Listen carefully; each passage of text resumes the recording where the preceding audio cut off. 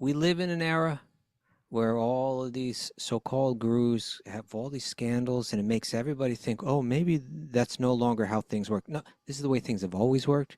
It's the way things always will work. When you have a real guru and the disciple is really, if the real guru is giving real teachings with real genuine affection and care, and if the disciple is really respectful and really honoring them and really giving all they've got, that's the recipe. Om Namo Bhagavate Vasudevaya. Om Namo Bhagavate Vasudevaya.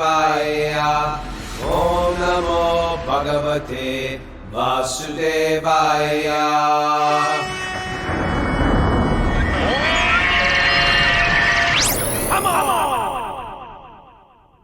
Live from Super Soul Farm, this is Wisdom of the Sages, a daily spiritual podcast with your host, Raghunath, and co-host and senior educator of the Bhakti Center, New York, Kaustubha Das. Welcome to the show. It's episode 1476, and it's November 2nd. No, 27th.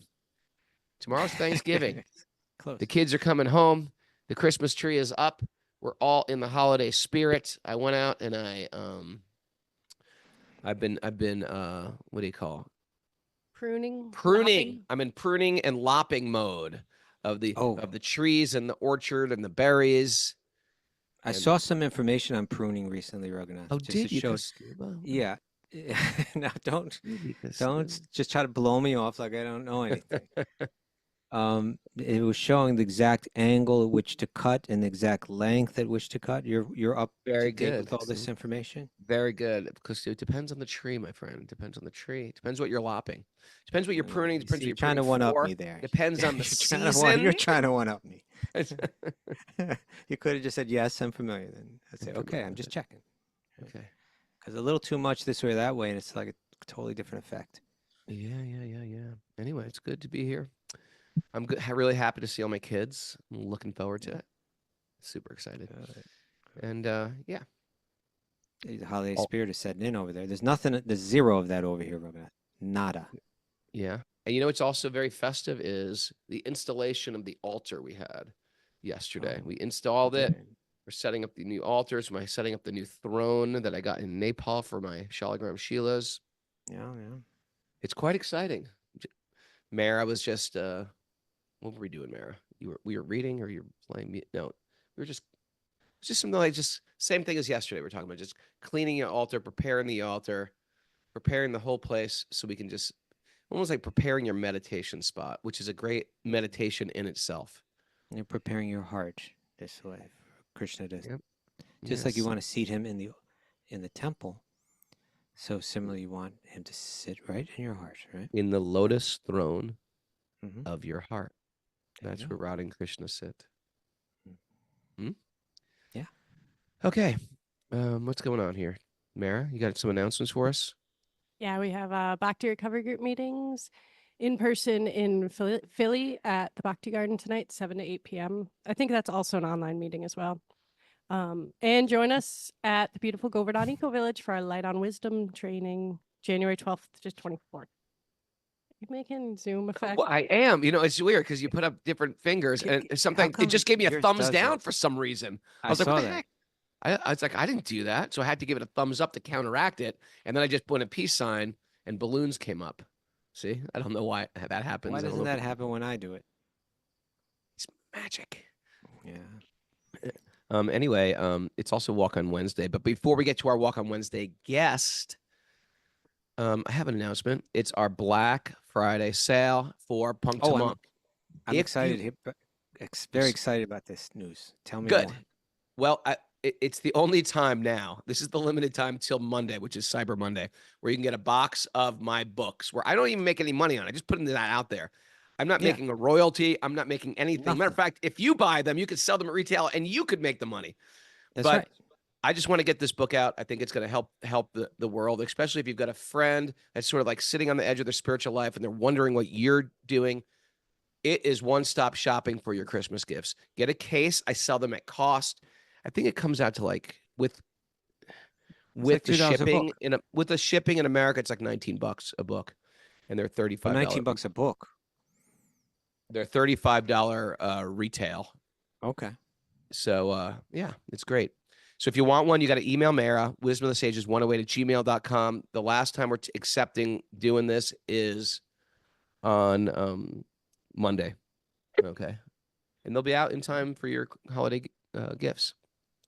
So we have a walk on Wednesday today, and it's our very own Bobby Marchand. Bobby, welcome to the show.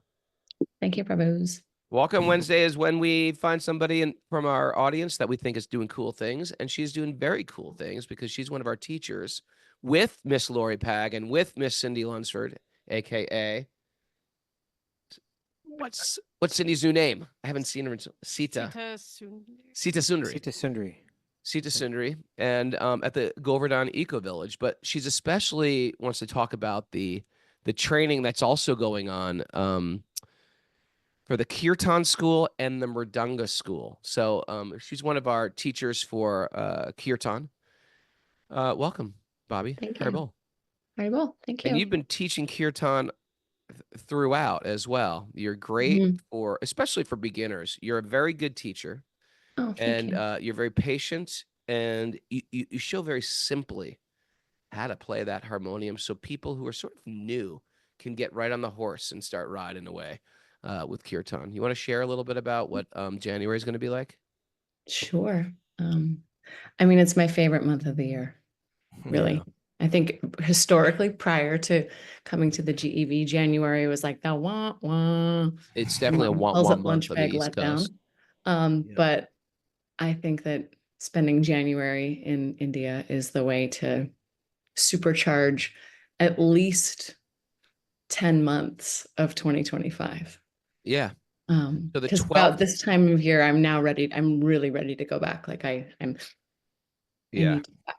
But yeah, I mean, I think it's rather incredible that the amount of things that people can come to GEV for in January.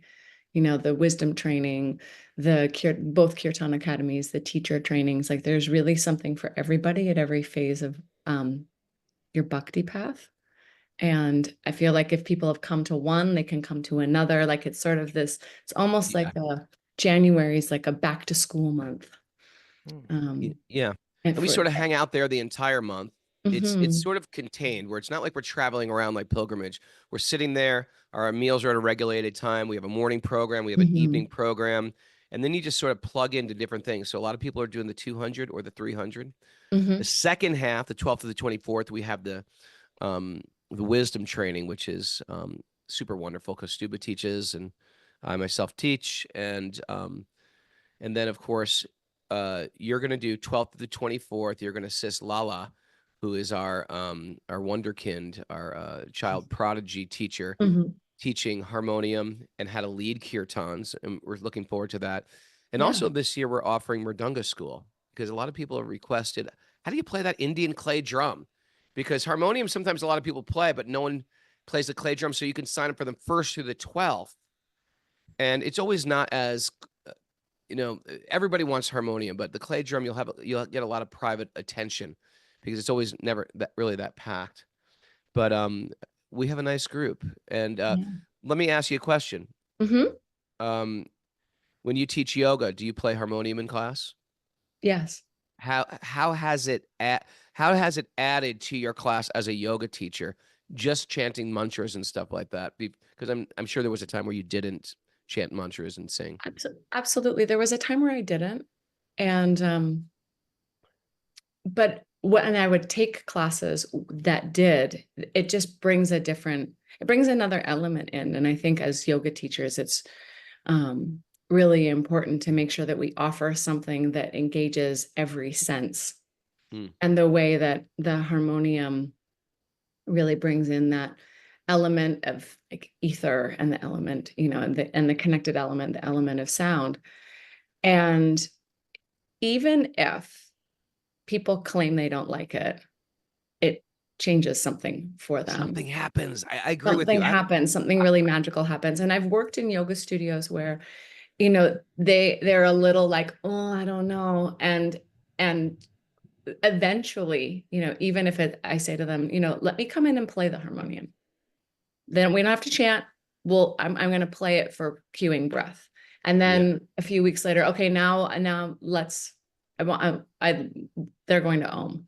And now we'll do a basis. So it's sort of that, I feel like we're in a time and place where we can slow, like how you both expertly spoon feed bhakti to people. Right. And the spoon feed is a really interesting approach. And the way that I teach harmonium is a little bit like that as well. So the basic things that I teach are melodies that are really comfortable for the Western ear and very, very basic and very easy to follow along. And for people who are curious about leading kirtan and having people step toward kirtan with comfortable sounds and very simple, short melodies, because we often don't have time in a yoga class to have a whole kirtan to lead a 10-minute kirtan. No, you're very good at that. You've 3 made minutes. simple. You've got simple melodies. You've compiled simple melodies that people can just like dip in, start the class, get it resonating in their consciousness, sort of shift them, open them, and then go into a physical class. And that's very powerful. Well, and thank you. no, I love all your melodies that you teach, and you teach it in such a simple way. And if you are a person out there that's like, well, I like the idea, but I don't really sing that well, doesn't make a difference. We can help Doesn't you make with a that. difference. First of all, we can help you with singing. We can help you with your lousy rhythm, and we can help you with your lousy voice. We can make it reasonably palatable. And there's something that transmits even with a scratchy voice, a sour voice, etc. There's something that transmits anyway. Braja Sundari Radha's on the board says, yes, it changes everything. Especially when we use a little of that auto tune. Oh yeah, totally. Bring your own auto tune. It's great. But and it's also really, I think, helpful for people who aren't yoga teachers, but they want to learn how to, they maybe don't want to do teacher training, and that's totally cool, but they want to connect with the harmonium. So it isn't necessarily about coming to the Kirtan Academy and being able to lead a kirtan at the end. That may be some people's goals. But for some people, it's like, I want to know what's up with this instrument and I want to dig in and do it. And it, like, you know, so, and to be able to go home and have your own like harmonium sadhana and figure out how to play the harmonium, connect with, you know, your bhakti with the harmonium. Well, for years I did that. I lived in the ashram, I played harmonium. And then when I didn't live in the ashram any longer, and before I was a yoga teacher, I would just start, I would just sing every day. I just felt like it was a nice spiritual practice, just singing every day. And then when I started teaching yoga, I was like, I'm going to teach in yoga class. And I tell you, I first started teaching in LA, and you get these people like, what's going on here? And then all of a sudden, just people started like, oh yes, this was their medicine. So don't be scared. The best way you can find out, you can go to my website, raghunath.yoga/kirtan, or just go to raghunath.yoga and find the kirtan. And you can also, if you're curious about it, you can direct message me on Instagram. You can go hop on my profile, Bobby Marchand, BOBBIE MARCHAND, and send me a voice text or a direct message, and I'm happy to talk about the program and what it entails. And yeah, we'd love to have, more people join us, and we'd love to have more people join us for, the month-long programs in teacher training. If you get harmonium in that as well. But our regular it's definitely not does. and something to be scared of. If you're kirtan curious, come. Kirtan curious. All right, Bobby, thank you. Mara, what's up? Well, I was going to say, who we should give a shout out to, who is singing, who is just with us. She was with us last year at the Kirtan Academy, and then was with us in Nepal. Yeah, Cody, who sings a bunch of Bobby's melodies. She does. Bobby came over the other day, started playing. I was like, oh, Cody sang. Like, oh, I get it. Cody got it from you at the Kirtan Academy. For Bobby, I got a lot of them from you. Great. I got a lot of them from you, and then I just fit them to my Everybody voice. sort of makes them their own, and Cody's sort of like, I had no other kirtan people except Cody, and Cody lit up the whole place. She was great. Great. Really nice. So you'll never know. I mean, and Cody's a filmmaker and editor, and she just stepped into this as like for pleasure, and for service. And she's such a natural at it. So you never know what's lurking in you that is calling you. So, Well, can I, if we're going shout outs, I teach at a really small studio here upstate, and they've now become like very interested Kirtan friendly. in Kirtan. They're like, oh yeah, let's have some Kirtan. And the other night, Catherine A played Mridanga for me. What? So, and she was amazing. She was amazing. Yep. It was like Irish step dance was coming out of her fingers, like the coolest thing.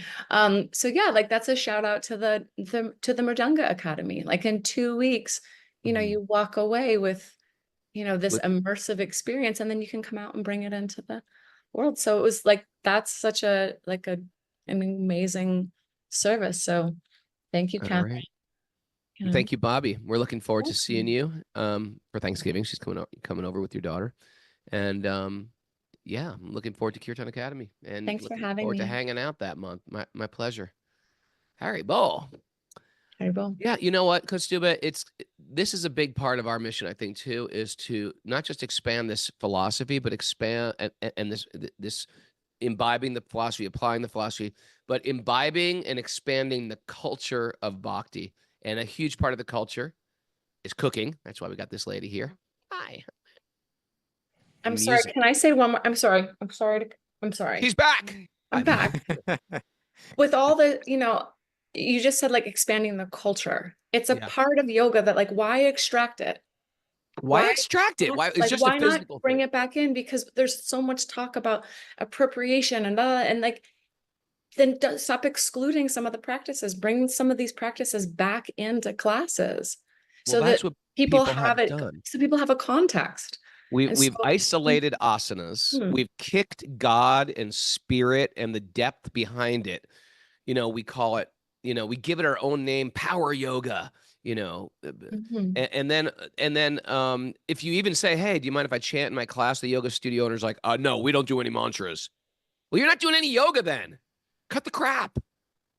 It's part of the culture. Keep the whole fabric, keep all the threads of the fabric going. And truthfully, this is how India conquers the world, or the Vedic culture conquers the world. It's not by the sword, it's by the culture, the beautiful culture of it. And so I'm glad this is happening. I'm glad all these academies are happening in India. And I feel like our yoga academies too are really true to like empowering the culture of what's going on behind the scene, the foundation of the yoga. Thanks, Bobby, for sharing that. All right. Cut the crap. Okay. Justine is ready to go tell her yoga studio guy to cut the crap. It's you gotta cut the crap. Yoga teacher, yoga studio owners, no mantras, no. It's just like, don't call it yoga then. Call it hardcore stretching. You know, sweaty stretching. Don't call it yoga. That's cultural appropriation, people. Where you just take something from the culture, give no credit to the culture. That's getting all worked up now. Well, right? Come on.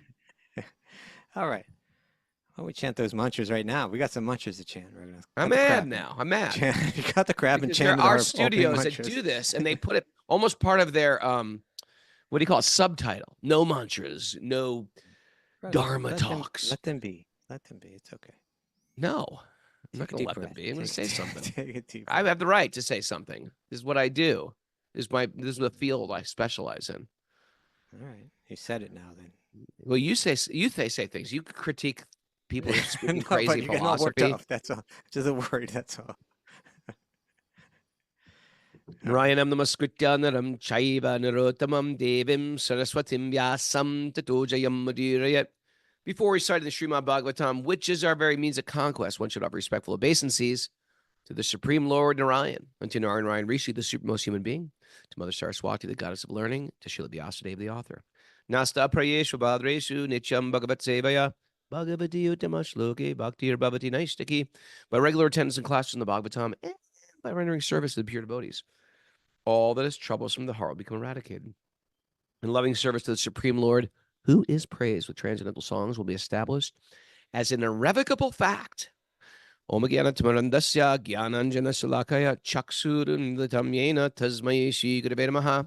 I was born in the darkness of ignorance. My teachers are opening my eyes with the torchlight of knowledge. I offer my obeisances at their lotus feet. Reading from the Srimad Bhagavatam, Canto 8, Chapter 15, new chapter.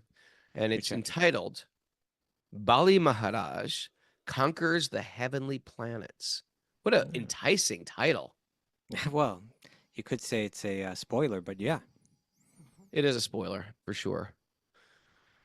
I think this chapter, there's hardly any commentaries on this from anyone. Like, all the commentators, they just let it flow. You know, So- going back a little in time and space, it's so true. It's like beer yoga. Someone put in the message board. Beer yoga. Raghunath, I thought we moved on. I thought we. Well, I feel like let it go. Let it go. beer yoga, goat yoga. Yeah. Yoga for people of color. How about we're not the body? We're not of color. We're spirit soul. Yoga for everybody because we're all spiritual beings. Okay. Okay? Okay, breathe in. I'm good, Prabhu. I'm good. I just need to get this off my case. Okay, off your chest. Off my chest. Yes, off my case. All right, so I was saying while you were all worked up there that hardly any of the commentators comment on hardly any of these verses. So I think you can Why is read it that? relatively quickly, but there's a few nice purports I think that we can get to. Let's We see. might Let's comment just on them. yeah, Yeah. of course. Is Yeah. this juice okay, Mary? It looks a little funky. Okay, come on, man. Let's focus here. Okay, so here is text 1. Maharaj Prickett inquired, the Supreme Personality of Godhead is the proprietor of everything. It's a great statement right there. You could give a whole class right on that statement. We own nothing. God owns everything. If it's God's, we should be using it in God's service. Boom. Yeah. That's it. Once we don't use it in God's service, the only option is to use it for my ego or extended ego, my country, my nation, my family, etc. Everything is God's. Use it for God's service. Why did he beg 3 pieces of land from Bali Maharaj like a poor man? Yeah. Right? This is God question. begging for 3 steps of land. That makes no sense. And when he got the gift for which he had begged, why did he nonetheless arrest Bali Maharaj? I'm very much anxious to know the mystery of these contradictions. I love this story, by the way. Okay. Sukadeva Goswami said, O king, when Bali Maharaj lost all his opulence and died in the fight, Śukrācārya, a descendant of Bhrigu Muni, brought him back to life. Brigu. What can you Brigu. tell us about Brigu Muni, Raghunath? Bhrigu was one of the he was one of the great sages, the Saptarishis, 7 Yeah. sages of Brahma. But he also has his own very interesting branch of Mara's laughing, branch Astrology. of soothsaying, astrology, Bhrigu astrology. And there's a few He was a seer, huh? Bhrigu temples around. They said, this is the interesting history of Bhrigu. They said Bhrigu kept records on every soul in the universe. And after the cataclysmic universal destruction, they were all lost, except those who go to look for them. Oh. So if you go to a Bhrigu temple, and you know what, one of our friends, our mutual friends, texted me from a Bhrigu temple. And so it happens something like this. You go to them and you say, hi, my name is Raghunath. I live in, upstate New York, and this is my birthday. And they say, go "Well, through here's your all their file." files and they say, we've been waiting for you. Hmm. And I got a text message from this Bhrigu temple. And it's in a very sort of remote place. I think in Gujarat, I think. And he said, I'm at the Bhrigu temple, and there is no way these people can know the things about me that they know. I heard that. I thought it was somewhere near Nathdwar in Rajasthan. Nathdwar is no, it's not. Well, That- there might at be least one some there too. There places. may be one. I think there's more than one. So the Sure. one I know of is in Gujarat. But I heard that like when you show up, they're kind of like sitting there waiting for you to show up. They're like, oh, okay, there you are. And then Yeah, they I've been tell you here all about your waiting for life. 4 years for you. They tell you all You about. How long you been all waiting about here your for life. me? Since you were born. Pretty interesting, huh? Yeah. So Brigu had a disciple, Śukrācārya. Śukrācārya is the one that when the demons get all sliced up in the previous chapters, Indra was rolling. Indra was on a roll. He was strong. He was, and he was winning. And he was taking down the asuras, the demons, and they carried the bodies of the dead asuras up the mountain. Yep. And Śukrācārya was up there. He brought them back to life. Resurrected them. All right. I'm just getting a little upset because Greg DeGaso is defending goat yoga on the message board. You gotta let it go. Just let it go. Let's get focused here. We've got a great chat. I know it's fun, Greg, but that doesn't mean it's yoga anymore. Goat yoga. The only goat yoga I want to hear is daksha. That's goat yoga to me. Okay. You call it the goat head. Okay. So you still got to read 3. You just got started on it. O king, when Bali Maharaj lost all his opulence and died in a fight, Śukrācārya, a descendant of Bhrigu Muni, brought him back to life. Because of this, the great soul Bali Maharaj became a disciple of Śukrācārya and began to serve him with great faith, offering everything he had.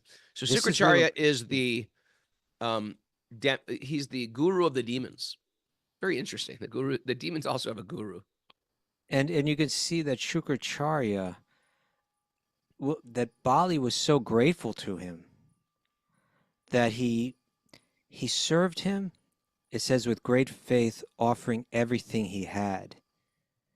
That kind of complete devotion, that complete guru, guru devotion to guru, is a very powerful element. And we're going to see how, even like on the material level, how he benefited from it. That was the reason why we have a whole Hare Krishna movement right now, is because these first disciples of Prabhupada served their gurus with everything they had. And they were empowered. You see, that's the point. Like, in other words, they were giving everything, and then they said, let's go, what's the biggest thing we do? We can go share this with the Beatles. Okay, let's do it. And they did it. They just did it. They kept doing it. Let's open a temple in Africa. Let's open it. I mean, if you read the list of temples that were open in the short time, the 11 years or 12 years that Prabhupada was here, I mean, it's really like unbelievable. It was really about 10 years, right? Because it was like when Prabhupada, he came to America, there's just a little San Francisco, a little New York. Then he had a heart attack. Then he went back to India. They didn't even know if he was ever going to come back to America. And when he came back, that's when like things really started to roll. Yeah. It's almost like how Timothy Tucker invited people over to his house that day for a program, and Sweet Lady Kate.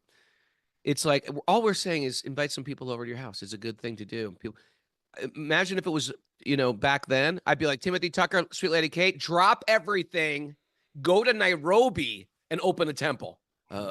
Yes, Guru Maharaj. It was like that type of mood.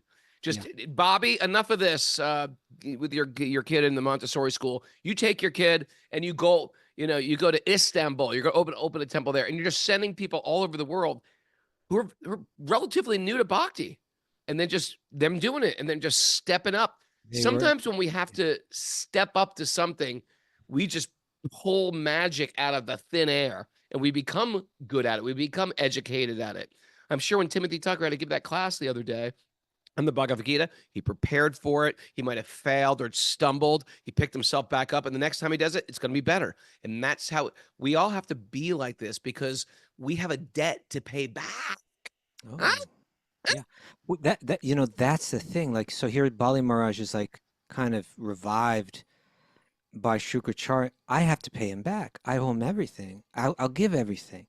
And we live in an era where all of these so-called gurus have all these scandals, and it makes everybody think, oh, maybe that's no longer how things work. No, this is the way things have always worked. It's the way things always will work. When you have a real guru, and the disciple is really, if the real guru is giving real teachings with real genuine affection and care, and if the disciple is really respectful and really honoring them and really giving all they've got, that's the recipe. That's really how it works. And what we'll see is that Bali develops tremendous power. And you're giving examples of people that they did this, and Prabhupada himself is an example too, you know. I was thinking recently, Raghunath, that it's like it's one thing, like any one of us at any moment could say, I'm going to give my life to God, right? I want to serve. Yeah, I want to serve as an instrument of God, and we can make that choice. But then there's also the choice of God to say, I want to use you as my instrument. Mm. You know, like we see Srila Prabhupada, he had the first volume of his biography is called A Lifetime in Preparation, right? When you read his biographies, I think it's in 6 or 7 volumes. And the first volume is his whole life up until he's 70, right? So it's like the last 5 or 6 are just the last 12 years of his life. Mm. But that whole lifetime, he was preparing for himself. And he was, you know, he had decided early on, I'm going to give my life to my guru's mission. And he gave it fully. And he struggled and he struggled and he struggled and he struggled and he struggled. And then at one point, Krishna was just like, I'm going to use you for everything, you know? And he just had tremendous power. You know, I also want to give appreciation out there in my personal world. Personal world? In my personal world of appreciation, people that are my gurus are like Mother Yamuna Devi. She's been a guru to me, or Shama Sundar Prabhu, because they've spread spiritual life in such a big, broad way. To hate Ashbury, to the Grateful Dead, to the Beatles. So to me, I follow them. And then there's some people out there that are very dedicated devotees, but they just, first of all, they explain it in a way I wouldn't explain it, perhaps. Maybe they explain it in an awkward way, or maybe they're not great orators or great speakers, or maybe they just don't have a big enough reach, but they still do it. And That's those right. people are pretty impressive too. Even though they might not be maybe the most eloquent speakers or travel the world or have this reach where they're reaching really, you know, big people in society, they're still doing it. They're still getting the blessings, and they're still very, very empowered. And I'm always impressed with these people as well. There's a lot of people out there that are just impressive because you see in their heart of hearts, they're completely dedicated. That's the point. It's the dedication, you know, and then how Krishna decides to use us, that's his choice, right? That's his choice. Like in the material world, you know, if I was your business coach, I'd be like, okay, Kastuba, how much you making with the podcast? Okay, we're gonna figure out how to triple this now. Okay, you know, or you're making this much. Here's a graph I've made. You're gonna climb to this. It's always like some financial metric of how you got to step into bigger things. You're doing too much. I'm gonna say pull back. But it's one of these things where we think we have to get bigger and bigger and bigger. No, you don't have to get bigger and bigger and bigger. You have to get more and more refined. Deeper, more and more deeper and deeper. And that might mean you have a bigger reach. It might mean you have a smaller reach, but you're more effective in who you're reaching, because now like this Krishna message is pumping through every cell of your body and not just like floating around for a few moments. You know what I'm talking about? Yeah. You hear that? Yeah, I'm with do you. Less, Kastuba, do less. You see now? Excuse me. trying to instruct you. All right. Okay. Text 4. Bali Maharaj is given everything he had. He's offering it with great faith. The Brahmana descendants of Bhrigu Muni were very pleased with Bali Maharaj, who desired to conquer the kingdom of Indra. Therefore, after purifying him and properly bathing him according to regulated principles, they engaged him in performing the yagya known as Vishvajit. Okay. When ghee, the clarified butter, was offered in the fire of sacrifice, there appeared from the fire a celestial chariot covered with gold and silk. I would love to see that. There also appeared yellow horses like those of Indra, and a flag marked with a lion. Okay, so Bali gave everything with genuine appreciation and gratitude, and we're seeing now he's becoming empowered, right? It's like now he performs a ritual, and out of that ritual comes everything that he needs just to conquer, you know? Watch out. When Bali Maharaj had thus performed a gilded bow, 2 quivers of infallible arrows. By the way, a gilded bow, 2 quivers of infallible arrows, and celestial armor also appeared. The Comanches could send No, here we 20 go. arrows in 1 minute. Imagine that. 20 arrows in 20 1 arrows minute. in 1 minute, one every Yeah. 3 seconds. Okay. It's like, imagine how unbelievable that is. Yeah. Unbelievable. Thank They you, could do it Mayor. riding on a horse. On a horse. No That's what made them saddle. really powerful. And they had this method where they could hang off the Sideways. horse And you and grab shoot its neck. under the horse's neck. Yeah, yeah. Unbelievable. Okay. Yeah. Infallible arrows. Celestial Infallible armor. arrows also appeared. Bali Maharaj's grandfather, Prahlad Maharaj, offered Bali a garland of flowers that would never fade. And Śukrācārya gave him a conch shell. So he's being chosen now. He's being specifically empowered. Yeah. When Maharaj Bali had thus performed the special ritualistic ceremony, advised by the Brahmins and had received by their grace the equipment for fighting, he circumambulated the Brahmanas and offered them obeisances. He also saluted Prahlad Maharaj and offered him obeisances. Okay. Is there a bird in the room, Mara? That's why you're looking around? There's a chicken behind us. Then after getting on the chariot given by Śukrācārya, Bali Maharaj, decorated with a nice garland, put protective armor on his body, equipped himself with a bow, and took up a sword and quiver of arrows when he sat down on the seat of the chariot. His arms decorated with golden bangles and his ears with sapphire earrings. He shone like a worshipable fire. When he assembled with his own soldiers and demon chiefs who were equal to him in strength, opulence, and beauty, they appeared as if they would swallow the sky and burn all directions with their vision. After thus gathering the demoniac soldiers, Bali Maharaj departed for the opulent capital of Indra. Indeed, he seemed to make the entire surface of the world tremble. Oh, this is cinematic now, right? It's like you've got this army of like these super powerful warriors, demon warriors, and now they're moving towards Indra's city. And now we're going to hear in detail just how beautiful Indra's city is, and they're coming. Here's King Indra's city was full of pleasing orchards and gardens, such as Nandana Garden. Because of the weight of the flowers, leaves, and fruit, the branches of the eternally existing trees were bending down. The gardens were visited by pairs of chirping birds and singing bees. The entire atmosphere was celestial. Beautiful women protected by demigods sported in the gardens. What does that mean, sported? They had fun. Okay, playing. Yeah. Which had lotus ponds full of swans, cranes, chakravakas, and ducks. The city was surrounded by trenches full of Ganges water, known as Akash Ganga, Wow. and by a high wall, which was the color of fire. Upon this wall were parapets for fighting. The doors were made of solid gold plates, and the gates were of excellent marble. These were linked by various public roads. The entire city had been constructed by Vishvakarma. The city was full of courtyards, wide roads, assembly houses, and not less than 100 million airplanes. What? Oh.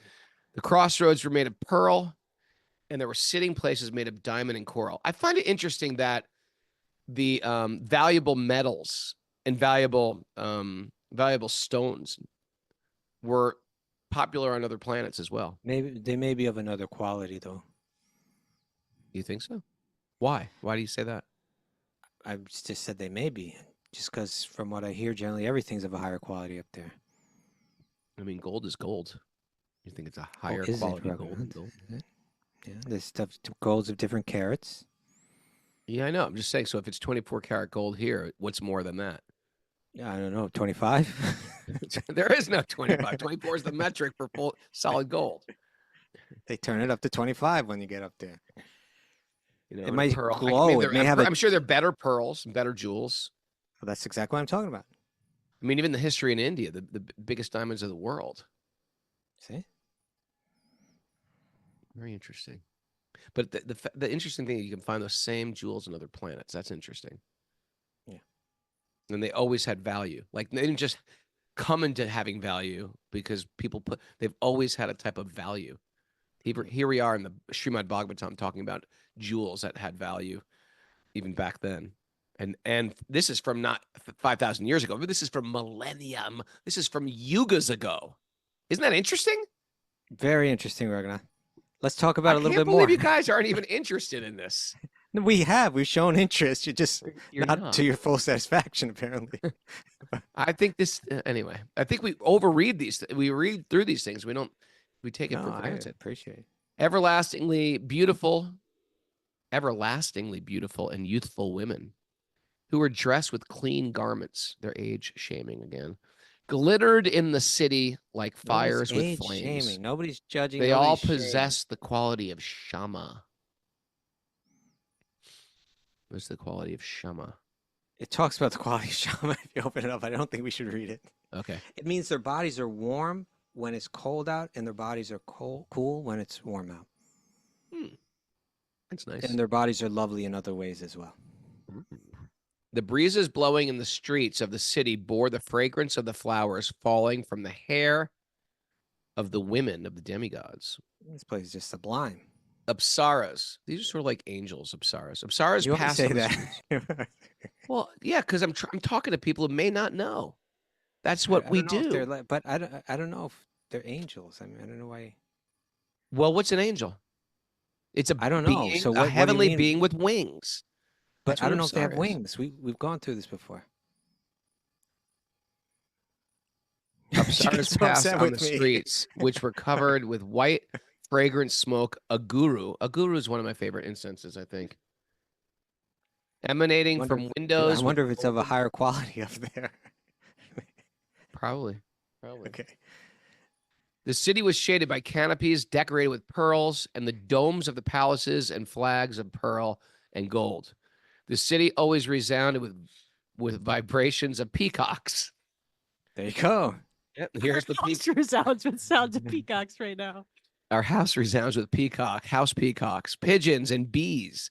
And above, maybe we should start keeping a beehive in the house as well. Some Why pigeons. not? And above the city flew airplanes full of beautiful women who constantly chanted auspicious songs that were very pleasing to the ear. Amazing. The city was filled with sounds of mridungas, conch shells, kettle drums, flutes, and well-tuned stringed instruments all playing in concert. There was constant dancing, and the Gandharvas sang. They combined beauty of Indrapuri, defeated by the combined beauty of Indrapuri defeated beauty personified. Whoa. It was more beautiful than beauty personified. Interesting. But this poor city it's on the verge of getting conquered. Yeah. This is cool. Verse 22. No one who is sinful, envious, violent towards other living entities, cunning, falsely proud, lusty, or greedy could enter the city. Imagine I'm trying to go in the city. You're like, no. What's the matter? Well, you're sinful, you're envious, you're violent. You're towards lusty. others. That's why you can't. You're lusty, you're greedy. I'm not. You are. You're full I of wonder, false like, were they pride. stopped at the door, or were they just mystically not allowed in? Or maybe you just have to become qualified, like To even rise to that to level, even- to have a even body see that it, can to even even enter into see that it. world. Yeah. yeah, right. Like you can't. Like, for example, any animal just can't go into a yoga class. They're going to get kicked out, right? They have to have like a human body. Mhm. We don't let animals in the yoga class yet, unless you're doing goat yoga. Goat yoga. Coming full circle here. Bringing it back. A sheep tries to sneak in. Sorry. We're doing goat yoga today. Bali Maharaj, who was the commander of numberless soldiers, gathered his soldiers outside the abode of Indra and attacked it from all directions. He sounded the conch shell given him by his spiritual master Śukrācārya, thus creating a fearful situation for the women protected by Indra. I can't even imagine. After reading all those stories about the Comanches attacking the Apaches, attacking the Texas settlers, it's like, we've never been in a situation where we are under attack right now. Some of us have. Well, you haven't. I'm talking about you. Well, you said we. Yeah, you and me. All right. Seeing Bali Maharaj's indefatigable endeavor in understanding his motive, King Indra, along with the other demigods, approached his spiritual master, Brihaspati, and spoke as follows. My Lord. So Brihaspati is the guru of the demigods. Yeah. My Lord, our old enemy, Bali Maharaj, now has new enthusiasm, and he has obtained such astonishing power that we think that perhaps we cannot resist his prowess. No one anywhere can counteract this military arrangement of Bali's. It now appears that Bali is trying to drink up the entire universe with his mouth, lick up the 10 directions with his tongue, and raise fire in every direction with his eyes. Indeed, he has arisen like the annihilating fire known as Samvartika, right? Like that's the clouds of universal destruction. I think there's a fire at the end of the universe, also called Samvartika. Did I just say that? You said the clouds.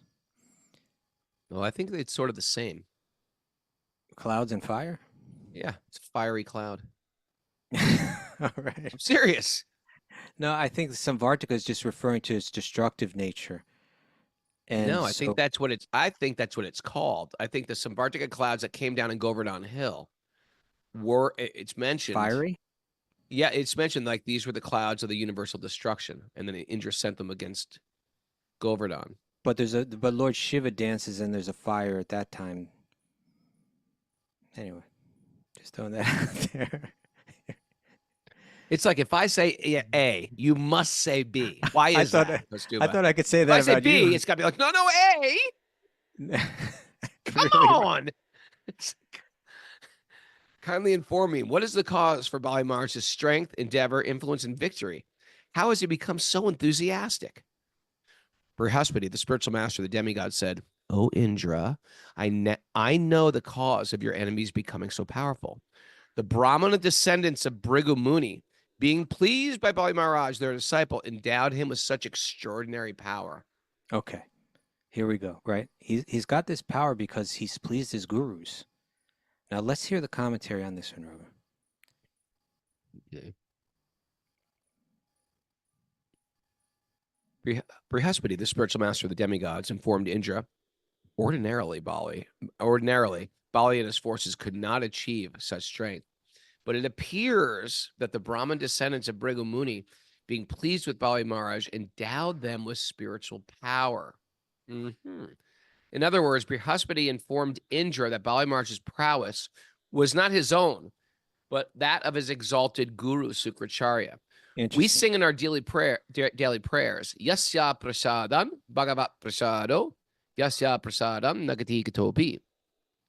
By the pleasure of the spiritual master, one can get extraordinary power, especially in spiritual advancement. The blessing of the spiritual master are more important or more powerful than one's personal endeavor for such advancement. Narottam Das Thakur also says, Guru Mukha Padma Vakya Chitte Kariya Aikya Arana Karihamane Asha. Especially for spiritual advancement, once you carry out the bona fide order of the spiritual master by the parampara system, one can thus be endowed with the original spiritual power coming from the Supreme Personality of Godhead. This is it. If we want to do great things in this world, it's not by some great focus, endeavor, time management. It's actually by getting the blessings of the guru. So whether it's our podcast or whether it's your kirtan or whether it's a teaching yoga or whether it's whatever you want to contribute in a spiritual way to your spiritual evolution, we want blessings. We want blessings from people who've inspired us, our superiors. Sometimes when you say superior, it's like, oh, you've got a superior. Yeah, we have superiors. We have people that we're taking information from, and we consider them in our hearts of heart, our teachers, our mentors, our superiors, and we want their blessings. We want their direction, and we want them to smile upon us and encourage us further, and we want to take their instructions, and we want to inquire submissively from them. When you hear these things about submissively and our superiors, we come from a world where if there's a superior, there's some, it's like mother superior. It's some type of like nasty person who's going to take that position and grind our face into the stone. No. It's loving. We lovingly give our heart to these people, because we trust them. And it's important to have people that have walked the path ahead of you that you trust, that you can inquire from them. Huh? I agree. You know, I have another commentary, short one here, Go. from Srila Vishwanath Chakravarti Thakur in the same verse. He writes, the Brahmanas gave as an exchange their own powers to Bali, who had offered to them everything out of extreme devotion and faith. Thus it was their power, not Bali's. Therefore it is difficult for you to counteract it. That's what Brihaspati is saying to Indra. Therefore it's going to be difficult for you to counteract. And then Brihaspati is saying, and Brihaspati and the other Brahmanas that are advising the Devas, the demigods, advising Indra, they're telling Indra, we are not less powerful than them. We're not less powerful than Śukrācārya, right? He says, if we become pleased with your devotion and faith, you will become immediately full of our power and will be able to defeat him. This hint is given in this verse, right? So they're telling Indra, this is how Bali became so powerful.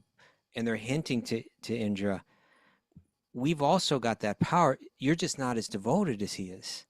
If you were as fully devoted and if you fully gave everything, you would be full of this power as well. Very interesting idea. But we actually see this, we actually see this. We actually see this, exactly. People become empowered by their gurus. Yeah. Okay, I think it's not just our gurus. It's a line of gurus working through us. Ultimately, it's Krishna's power. It's time. Is it time? Ultimately, it's Krishna's power. Yeah. Ready for some takeaways? Yeah. Are you rushing us? No, it's 8 o'clock. Okay. I'm keeping you on time. Okay. All right. That's different. Imbibe and expand bhakti culture. Imbibe and expand bhakti culture. Boom. We own nothing. God owns everything. We own nothing. It's all on loan to us. It's all a Hertz rent-a-car. Use it in God's service, not the service of the ego. Boy, this is before the show practically even started. We got a lot of takeaways. Yeah, beginning of the show. The only goat yoga is daksha. Yep. Step up. We have a debt to repay. Step it up, people. That is a great T-shirt. Step it up. There's a I almost said goat to repay. There is a debt to repay. You don't have to go bigger, go deeper and refine it. Okay. That was mine. I'm not counting, but that one was mine. Let Krishna's message flow through every cell of your body. Yeah. If you want to do great things in this world, it's by the blessing and mercy of our teachers. True. Yeah. Lovingly give your heart to those you trust. Yeah. And Jewels are real. Jewels are real on other planets. cut the crap, yoga studio owners. Cut the crap, studio owners. Thanks, everybody. Woo-hoo-hoo. Great day for a great day today, isn't it?